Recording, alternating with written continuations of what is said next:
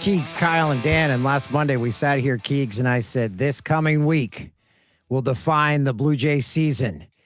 They passed that test. They win 5 of 7. Now I say again, this coming week defines the Blue Jays season yet again. We need to get into like must-win game territory or something, you know? Mm-hmm. It's going well. Guys, you know the Blue Jays have turned their season around where Dan no longer has to really stretch for the positive. You know? There's no more BS in these positives. That's right. They're winning. I can't believe how this is happening. And frankly, guys, a lot of it has to do with everyone else playing god-awful baseball. But you take it when you get it. And I think the Blue Jays will take that with a smile and say thank you very much. But even looking back, I mean, the Yankees even tried to give them the sweep. I mean, Ben Rice botches a ground ball. Now he comes back and hits a home run, and it ends up working out for New York. But teams are asking the Blue Jays, would you please like to come to the postseason? Please. And they are saying yes. They're stepping through that door. Now, that is not the most inspiring critique of the Blue Jays I can give, but wins are wins. And at a certain point, who cares, man? It's a big week coming up. Tampa is the exact team that's designed to give the Blue Jays trouble because Tampa is elite at winning 2-1 and 3-2 ball games, which the Blue Jays are trying to do. To beat Tampa in a series, you need some power and just steal a game or two. But the Rays right now are built to give the Blue Jays fits. We'll see how that goes. But then going back to the Bronx and the Yankees, man. After that, it is, I mean, speaking of the league trying to get the Blue Jays into the playoffs, after these two series, their last 30 games are against teams that don't have a winning record. I mean, the door is wide open, and I kind of can't believe how open it is. But if you can survive the next 6, it's right there for you. And Keegan, that schedule coming up is one of the reasons the Jays have a shot down the stretch. But the reason they're even in this position right now is kind of led by the turnaround of the starting pitching staff, and the pitching staff generally. They've been much, much better over the course of the last few weeks, while the offense has still continued to struggle. Yeah, that almost surprises me, you know, because the pitching, the bullpen especially, has just been ridden to death. I don't know how long that'll last. We'll see.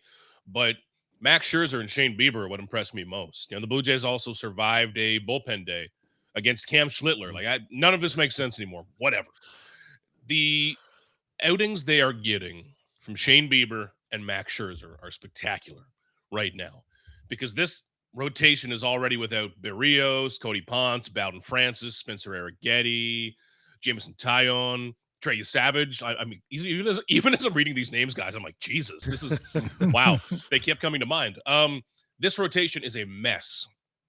And if Max Scherzer was on the IL right now, none of us would be surprised. Okay, he's 42 and he's been on the IL 100 times this year.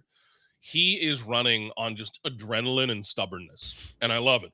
It's working. Whatever. Like, Max Scherzer is not trying to sustain this anymore. Like, his foot is just on the floor. Let's take one more run at this. If it works, it works. Shane Bieber is, number one, making himself some money right now. Well done, Shane Bieber. Free agency looms. And that conversation is changing really quickly. But if you can get those 4 solid starters, because you know Cease will be good, Soriano will usually be good, that's a really good start. And if the Blue Jays can sneak into a wild card round and somehow, some way, I haven't charted it out yet because that seems like I'm getting ahead of myself. If they can line up Cease and Soriano in a wild card, man, like the AL is so weak. It is so weak right now. It's the Rays and nothing. This really lines up well for them, and you've got to credit the pitching. That's where this is coming from. Like if the Blue Jays were getting even average pitching, they're toast. They're getting fantastic pitching. And if they can get maybe Arrighetti back, just something to shore up that number 5 spot with average pitching, great. The pitching is stepping up, but the hitting, I don't have the stat in front of me, but with runners in scoring position, are the Jays hitting below 100? It's not good, man. And even in the wins over the week, the amount of inning-ending double plays and the lack of clutch hitting, it's constantly a debate of whether that's real or if it's bad luck. And the truth is that if your team is good at it, you say it's a skill. And if your team is bad at it, you say it's bad luck, and a bunch of media makes apologies for you, and it pisses me off. There is a talent to it. You're going to be pitched differently with a runner on second base than you would with the bases open and 2 outs. You are approached differently. And hitters need to make adjustments to that. Now, over a week of a sample, sure, it's luck, whatever. Over a season, it's indicative of something that you're either doing wrong or doing right. The Blue Jays are not doing well enough in those spots. And if you are playing their style of baseball, it's necessary that you do. Like, it's not just a luxury. You need to, because this team is not hitting home runs and they are not hitting for power, period. Like, we've talked about that all year. When was the last home run, by the way? I was talking about this during the game yesterday. Few days, man. Like, we're talking in terms of days, which is not good. You know, like they are, I think, second last in baseball in home runs. But if you're hitting home runs, cool. Knock one out, 3 runs, bang. Yeah. But if you are playing the singles game where it takes 3 base hits to score a run every damn time, you're going to have to get hits with runners in scoring position. It's just not happening. So I don't want to be that cranky guy who's like, this isn't sustainable, blah, blah, blah. No, they're winning. That's great. And they have good energy doing it. They're doing well. But if you really want to unlock the next level of this, where you're beating teams and not just kind of outlasting them, you got to get some offense going somehow, some way, because it's still the same story. Keegan, I'll go ahead and be that cranky guy then, because I don't think this is sustainable. We're in mid-August right now, and as good as the pitching staff has been, based on what's come before this, we simply can't. It'd be wonderful if it continues, but they can't bank on that happening, and they've been winning despite, as you wrote for MLB.com, the offense can't get any worse. Is there any signs right now pointing towards a turnaround? Because we were all at the game on Saturday. I didn't see any. Man, you need... I hate that I'm bringing everything back to Vladdy, because it makes me feel like I'm on a radio show, and every time I run out of content, I'm like, okay, guys, LeBron or MJ, who's the GOAT? Like, you know, it's one of those things that's so overdone, but it really does come back to Vladdy. Now, hopefully he gets through this concussion IL okay. I'm always worried about a guy getting into head injuries, so I hope this is a minimal stint for Vladdy and he's able to come back healthy, both with the injury, but his back, his hamstring, like a few days on the couch might be good. You look at who has real power in this lineup. Like, I don't mean guys that can chip over 12 like Jimenez or Ernie Clement. Real power. Charles McAdoo can hit 20. Maybe you call up Sean Keys again and see how that goes. Okamoto, the power is real. Everything in between is not pretty lately. It's Vlad, man. Like, so many hitters in this lineup. When I look at Nathan Lucas, Brett Bateman, Miles Straw, they're not going to change who they are. They're not going to start hitting 20 home runs a year.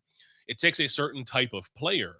And I keep coming back to the idea, guys, that the Blue Jays are half game out of this wild card. If Vladdy had an 850 OPS, which isn't asking a lot, we'd just be saying, good season, real good. If he had an 850 OPS, they are comfortably in a playoff spot. And we're talking about them trying to take a run at the first wild card and trying to get some home games in the playoffs.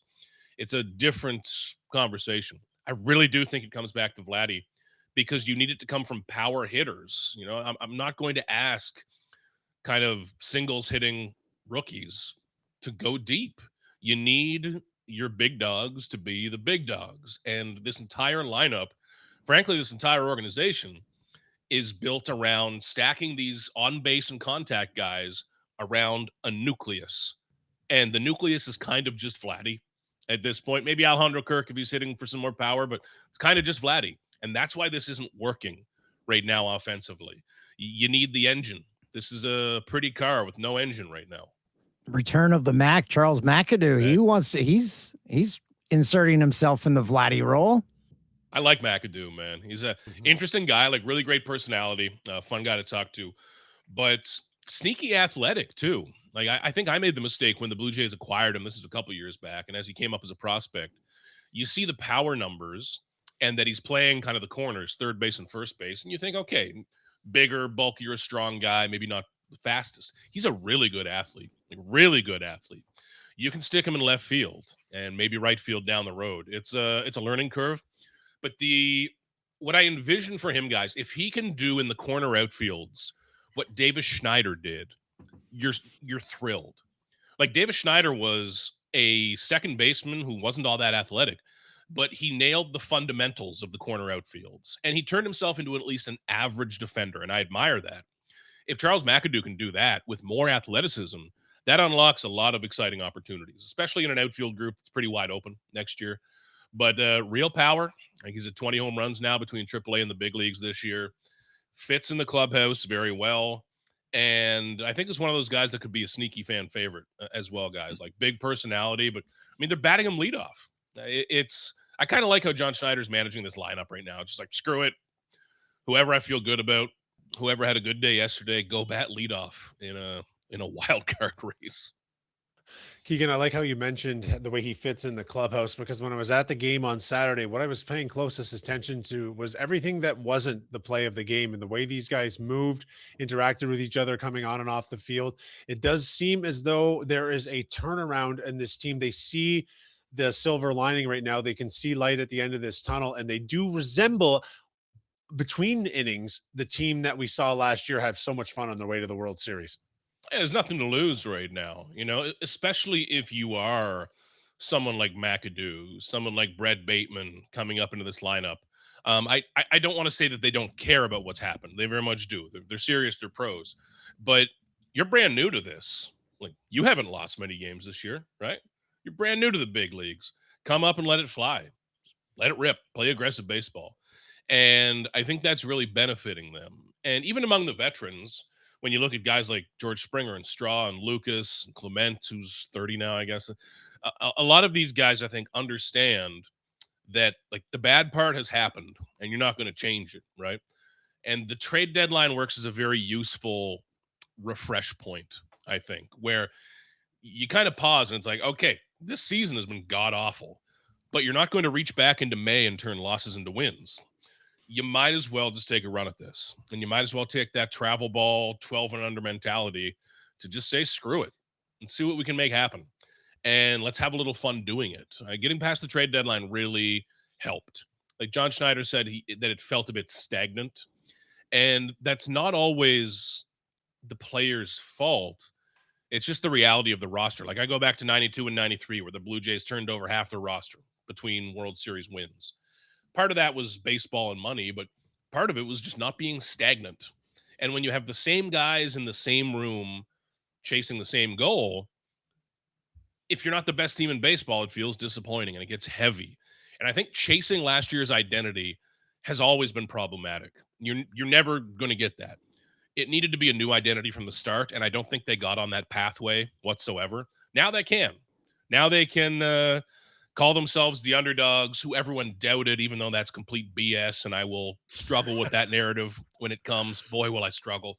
But tell that to yourselves. I don't care. Tom Brady thought everyone doubted him. Whatever. Just you can tell yourself some stories now and take a fresher run at this after what felt like a really stale 100 games of baseball. I'm calling it now. The Jays have their center fielder for next year, Brett Bateman, already a crowd favorite. Have you got more intel on how long they had their eyes on him before pulling the trigger and landing him at the trade deadline? Yeah, he's a very Blue Jays prospect and someone the Blue Jays really like. I believe he was ranked kind of late teens. He falls number 17 in the Blue Jays farm system prospect wise. The Blue Jays would have had him ranked quite a bit higher, obviously. And there's no power there. There's probably not going to be power there ever. But they love him defensively. They love him on the bases. And if you can make enough contacts, we'll see. Like, when you are a hitter who relies so heavily on contact alone, you've got to be fast, which he has. You got to have a little luck, which will fluctuate year to year. But you've got to nail everything else. It's a very thin line to walk when you don't have any power to kind of make up for the bad days. But he's done that so far. I love him on the bases. Contract. The contract is good too, man. Hey, if you can find a useful center fielder for $1 million a year instead of paying someone who is already on the decline, hell yeah. But I love him on the bases, man. Like, this team is not fast enough. This has been the case for a few years. Having some chaos on the bases, like if this is going to be your identity, trying to hit 14 singles a game, you got to be fast, man. That's what the Rays do. I hate that I keep making the Rays comparison. The Rays hit 1 billion singles, but they're very fast, and they continue the game when they're on the bases. Whereas the Blue Jays, when a guy singles, you're like, oh, okay, well, he needs at least 2 more hits to come around and score. It's not very fun. And so that gives them an option in center field. But is it fair to say that this coming offseason, making a splash with an outfielder is probably the biggest priority for this team? Because truthfully, if this pitching staff gets healthy and on the chance that they have a light to re-sign Shane Bieber now, that has to be their biggest need now, right? That interests me the most, I think. Like they're always going to sign a pitcher. They're always going to get a pitcher somehow, some way. It's like a Blue Jays tradition, and they'll spend money there. That's cool. But looking at this outfield group, when I see, Jesus Sanchez, we'll see next year. Watching him defensively is not the best part of my day, I'll be honest. He concentrates a lot on that fly ball. He really really does. Yeah, like you see a guy like Andres Jimenez, it's cool, it's easy. Yeah. And when a fly ball goes to left field, you can see him like, oh God, I really got to keep my eye on this one. We'll see if Sanchez is on the roster next year. I'm not sure. But you have Miles Straw, who has an option. But then you go into Bateman, Pinango, Nathan Lucas, who I think is rock solid. David Schneider is still around. They have options, but I keep coming back to them needing a star in the outfield. They need to have an offensive upgrade. And if you're not going to, first base is pretty much taken. Third base with Okamoto is taken. You've got to find that corner outfield spot. Go out and find someone who is even kind of like a prime year's Teoscar Hernandez. You don't have to sign a guy to a $400 million deal, but you need to find some power somewhere, even if it's a bit flawed. That's what they tried to do with Jesus Sanchez, and they've gotten some of that, but really not the full package. I do think the outfield is what interests me the most because the infield is completely set. Catcher is completely set for a long time. And whether Bateman's in center or you bring back Straw and platoon something, it's set enough. You need an outfielder and you need offense. And it's going to be expensive, but I think this team has enough money. They'll be all right. Randy Arozarena. Oh, man.